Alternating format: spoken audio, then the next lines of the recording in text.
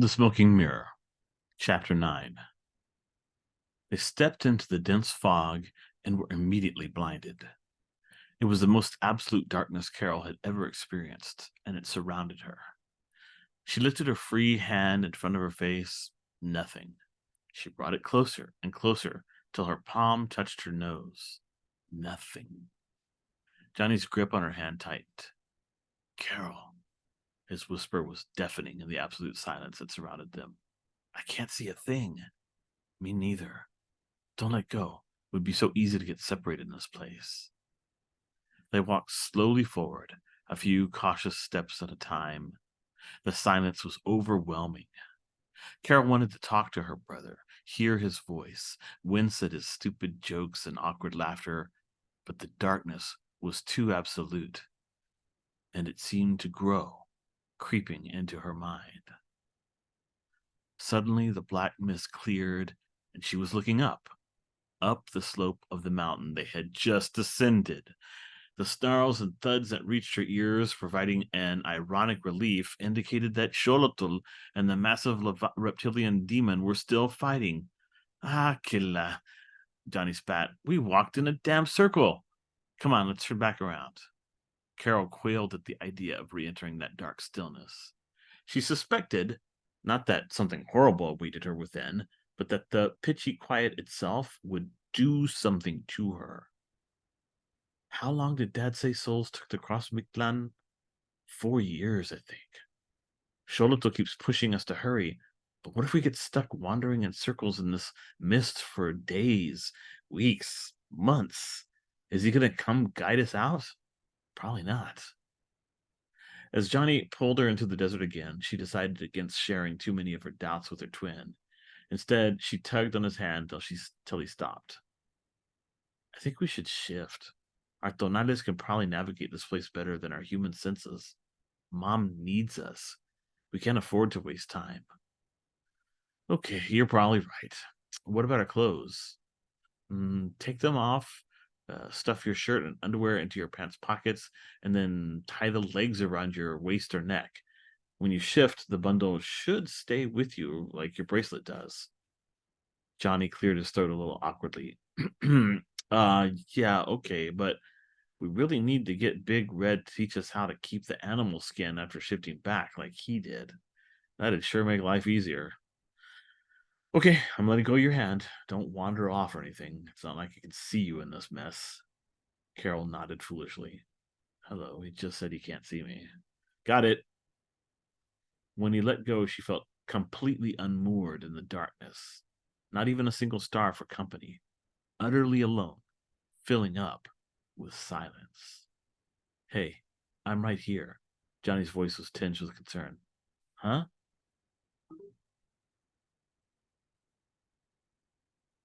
Your breathing got shallow and fast, like you were panicking. I haven't forgotten your fear of the dark, dude. Don't worry. We're gonna be all right. Okay, thanks. Slipping out of her sneakers, Carol pulled off her t-shirt and jeans, shoving the thin white cotton into a pocket. Her sports bra and panties were next, leaving her feeling somewhat silly but mostly vulnerable, standing naked in the dark. Shoving her socks into her shoes, she strung them from her belt loops beside the small clay water bottle, and she tied her jeans around her waist. Okay, I'm gonna shift now. Don't go anywhere yet. We don't know how our senses are gonna react to this mist. Got it. Johnny's voice cracked. He's probably trying to shift already. As she released control of herself to the hungry energy within her, her body writhed and was remade, bringing a whole new set of senses online. She could feel the faint thudding from the mountain behind her, a slight vibration beneath her paws. She could smell the jaguar not a meter away and hear his easy breathing clearly. And though she could still not see, a strange magnetic pull tingled in her mind. North. I can sense which way is north when I'm shifted. But if this place is circular, north must mean toward the center. Good. We won't get turned around this time. With a short bark of warning, she began to lope in that direction. Beside her, Johnny's heavy paws padded soft on the granite sand. His breath moved nearly imperceptibly in and out of powerful feline lungs, and all around them, thick and unyielding, was the silent dark. The jaguar's faint noises faded gradually, the hypnotic rhythm of his gait becoming part of the stillness, the absence in which not a sound rumbled. No, I know there is no sound in the silence. I was just a silly, sick little girl back then. There was no gurgling, creaky voice. But there it was, all the same, a droning, low, and constant. She tried to focus on something else, the texture of the sand, the tapping of her shoes and water jug against her ribs, the feel of her lupine teeth as her tongue draped across them. The silence crowded against her senses all the same, oozing its way inside, filling her mind with nothingness. Every fear was amplified, every bit of self-doubt a reality. It was the same as that summer 5 years ago. She and her brother were 7 years old, and it was the first time they'd been apart for more than a day. Uncle Nando had taken Johnny on a fishing trip with him and his two sons. Carol had felt a little under the weather, and even if she'd been perfectly healthy, she probably wouldn't have wanted to spend the weekend in a tent in that South Texas heat. The first night, she'd been unable to sleep. She was drawn to the night, like her mother, enjoying late hours. But this was different. It was genuine insomnia, made worse by the fever that was sinking its claws into her bones. She had slipped into the living room to watch TV quietly, but at 2 a.m., the parental controls had kicked in and turned their cable off. Carol had sat quivering in the dark, of which she was deathly afraid, and then she had begun to hear, in the vast silence of their rural home, the thrumming whisper of despair. She hadn't slept at all that night. Her mom had taken her across the border the next day to their doctor in Progreso. The long wait, the heat, and medicine had kept her from taking a nap. She'd managed to sleep a couple of hours in the evening, but by midnight her eyes had been wide open. And that sound, that impossible sound, had grown audible again as she sat there in the dark, its oscillations getting sharper and sharper till they had felt like hammer blows. Leaping to her feet, wild with fear, she'd run down the hallway to her parents' bedroom and thrown herself on their bed. "What is it, sweetie?" her father had groggily asked, as she'd snuggled trembling into his shoulder. It's it's the silence, Papi. The silence. What do you mean? She had swallowed hard, understanding even at the age of 7 how crazy she was going to sound. There's a sound in the silence. It wants to eat me up, I think. Her father had sat up and placed his palms against her cheeks. Oh God, you're burning up with fever, Carolina. Stay here. Let me get some medicine. He'd brought her liquid analgesic and electrolyte water and placed a cool rag across her forehead. As he'd lain beside her, cradling her shaking body in his left arm, she'd felt safer, but still menaced. Her whimpering voice must have stirred something in Dr. Garza, because he had begun to hum a melody, which had gradually become a strange, soft hymn. A song I sing to Tonantzin, asking her for guidance. I sing for hope, I sing for joy, and drown out the silence. She'd been lulled into a deep sleep by his gentle crooning, and when she'd awakened nearly 24 hours later, her fever had disappeared, as had the thrum of the silence. Her doctor had explained about vibrations in the skull caused by this and that, but she had been sure that there was something supernatural about her experience. Now, surrounded by interminable swaths of dark stillness, she was under attack again. An attack. That's just what it is. This is the first trial. Whoever has mom knows my weaknesses. He's trying to break me, isn't he? All about her The silence seemed to swell, blotting out even the muted rhythmic padding and breathing of her brother. She slipped further and further down into herself, trying to escape. Her tonal, unbridled and exalted, began to run as the silence chased her into the depths of her being, relentlessly drowning all contact with anything other than her own fears and inadequacies. Alone in the existential dark, she was like a flame, guttering in a quiet gale. And in that absolute loneliness,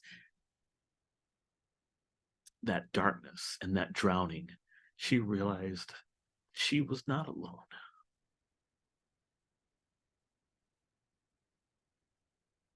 A voice full of love and tenderness whispered one word: sing.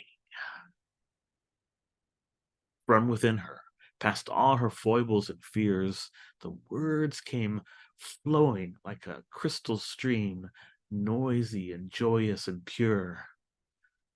A song I sing to tone unseen, asking her for guidance. I sing for hope, I sing for joy, and drown out the silence. The little people in a ring, the sky begins to brighten. They dance and chant before the dawn and drown out the silence. With mighty guards, the sun comes up and shines on the horizon. The warriors loose a victory cry and drown out the silence. The quetzal and the mockingbird, the dog and mountain lion, their voices join in raucous praise and drown out the silence. With every verse, she pushed back against the suffocating stillness until she had thrust it completely out of her. She reined in her tonal and slowed her pace, broadcasting her song into the dark, fighting back against her unseen enemy. Soon her perception was clear. There was no one to perceive. Johnny was gone. It's my tonal. Without ties to my human soul, it became a pure wolf. Wolves and jaguars, yeah, no, not normally allies. The wolf ran away from Johnny, as far away as it could. Lifting her head, she scented the cold, still air. She couldn't sense him nearby.